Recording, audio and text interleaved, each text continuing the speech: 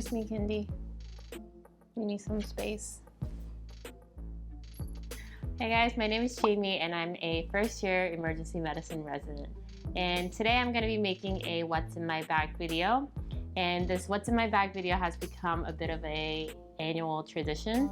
I first made this video as a second year student in medical school, and I made one as a third year. In third year, I had a very professional looking bag because I had just started seeing patients, and in fourth year, I had a professional slash very lightweight bag because as a fourth year medical school student, you don't have to carry a ton of things to school slash hospital. So I had a very lightweight bag. And as a first year emergency medicine resident, I am back to my trusty old backpack. And this backpack is actually the same backpack that I use as a second year med student. So it's nice to be kind of going back and using it and having it carry all my stuff as a resident versus medical student. So I talked about this in the last couple of videos, but I prefer carrying a backpack now because I'm in the city and I'm commuting, and having a backpack just a lot easier on my back versus like a shoulder bag. So that's why I've been carrying my backpack. So let's get started with what's in my backpack. So the first thing I have in my bag is a jacket.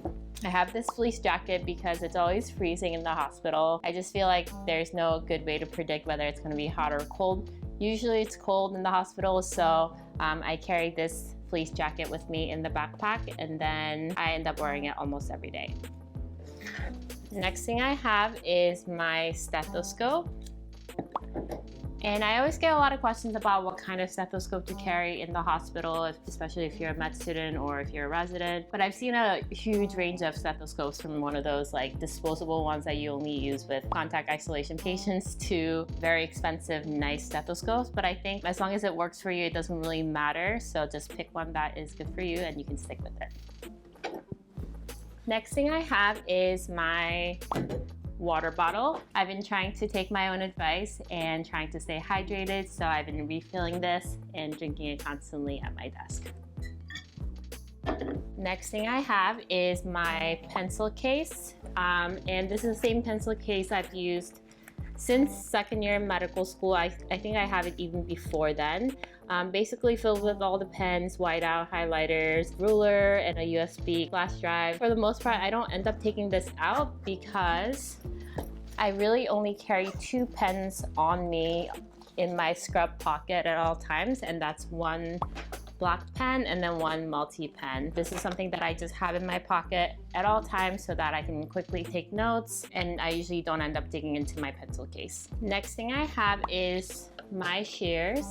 And this is a cool trick that I saw a bunch of people do in the residency, so I have also done it, which is attaching my shears to this slinky ID badge thing so that I can clip this part to my scrub pants, and when I need to use my shears, I don't have to unclip it. I can just stretch it out and use it without taking it out. So shears are one of those things that you kind of need to have on you at all times because you never know when you're gonna have to cut somebody's clothes off or somebody needs their bandages cut off. But I feel like it's also one of those things people always ask you if they can borrow it or if you can do it, and I feel like if you just have it handy and you can just use it, you never have to give it to somebody else and you don't risk losing it. So next thing I have is my ID badge, and on the lanyard of my ID badge I have this flashlight, and this is another really handy way of having your pen light with you without needing extra pockets. So you can just have it around your neck, and then you can use it to check someone's pupils, or you can look in someone's mouth or get a better exam of a wound or something like that. So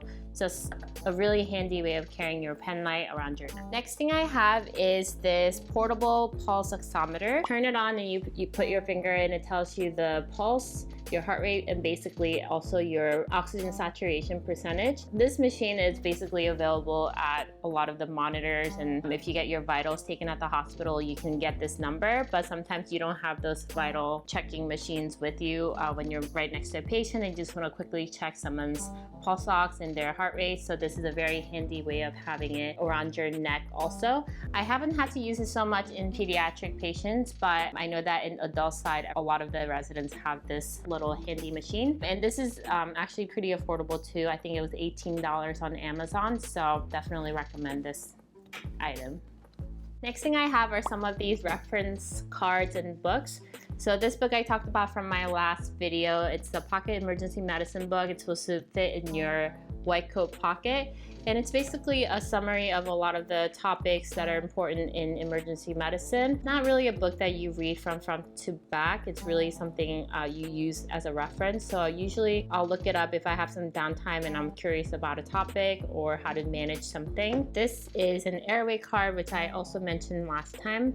Basically has all the medications that you might need in a intubation setting and has the dosages for anywhere from preemie babies to large adults. So it's really useful. You don't really have to think too much about calculating the doses in an emergency intubation process. And because I'm in pediatrics right now, I have this PALS card, which is the Pediatric Advanced Life Support, and has all the pathways of what to do when something goes wrong or an emergency situation arises. I haven't had to use it, thankfully, but I do have it because it has all the vital signs in the front that I think is really handy to have with you for pediatrics. Next thing I have is my iPhone charger. I also haven't had to use it because I'm usually not on my phone at work, but it's just handy to have, especially because my work phone is also an iPhone, so sometimes I need to charge that. Next couple of things I have are my work phone and pager. This is a work phone that I use, and this is really handy because it allows me to text the nurses or any consultants if I have any questions. I haven't really had to use a pager so much because of this phone, and now I think the hospital is rolling out these phones to everyone so that it's becoming more of a central method of communication for all of us. But nevertheless, I have these two things with me. Next thing I have is some snacks. Last time I made a video, I said that I was going 12 hours without going to the bathroom or eating, and I'm really trying to get better at taking breaks. So I have these snacks with me. This is the Nature Valley biscuits from Costco. They taste pretty good. And I usually end up having one of these and maybe another thing during my breaks. Next thing I have are my headphones. So I have these Bose headphones and also my AirPods. And I use these during my commutes to the hospital. I think that might be it. So I actually have to run now. I'm heading off to my shift in a little bit. So I'm gonna put all the stuff back into my backpack and head out to work. All right guys, that's it for today's video. If you guys wanna follow me on social media, you guys can follow me at TheStriveToFit on Instagram and Twitter. And if you guys want to support the channel, please go to TheStriveToFit.com for some merchandise. And if you want to check out any new videos, check it out over this way. See you guys next time. Bye!